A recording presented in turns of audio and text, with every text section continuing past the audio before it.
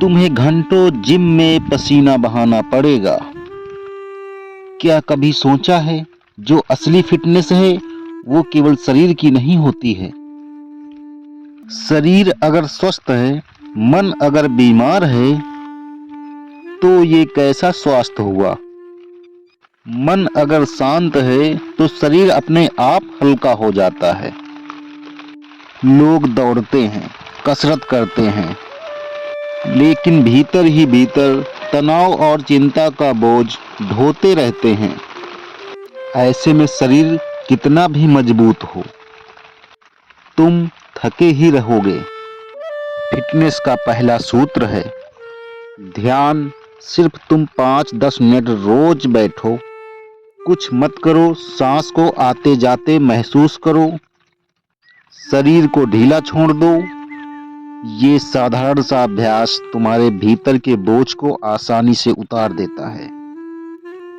और जब मन हल्का हो जाता है तो शरीर भी सहज रूप से स्वस्थ हो जाता है। फिटनेस का दूसरा सूत्र है सचेतनता। जब तुम कुछ खाते हो तो क्या कभी तुमने देखा है मन कहीं और भाग जाता है। टीवी चल रहा है, मोबाइल पर उंगलियां दौड़ रही हैं और खाना बस यूं ही अंदर चला जा रहा है। जब भोजन बिना जागरूकता के भीतर जाता है तो वही भोजन विष बन जाता है। लेकिन जब तुम जाग कर खाते हो तो हर कौर को महसूस करते हो, तो साधारण सा भोजन भी अमृत बन जाता है। और वही अमृत तुम्हारे शरीर को फिट रखता है। फिटनेस का तीसरा सूत्र है प्रेम। प्रेम का अर्थ किसी और से प्रेम करना नहीं है।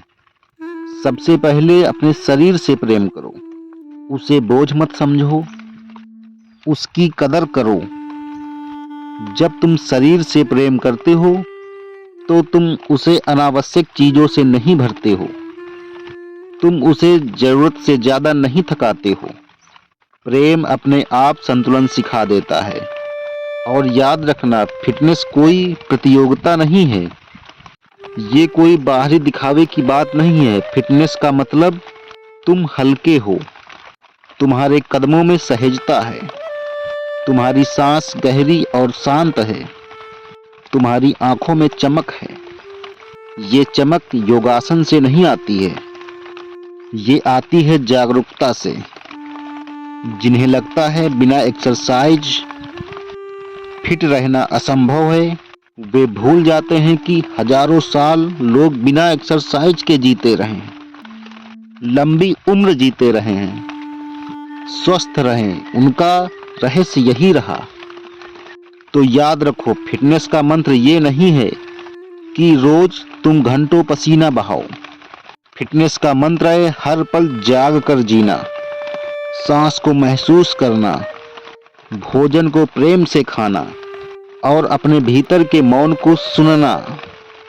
जब मन हल्का होगा तब तनाव खत्म होगा, तो शरीर अपने आप फिट हो जाएगा। ओशो का यही मंत्र है, फिटनेस कभी बाहर से नहीं आती है, ये भीतर की जागरूकता का उपहार है।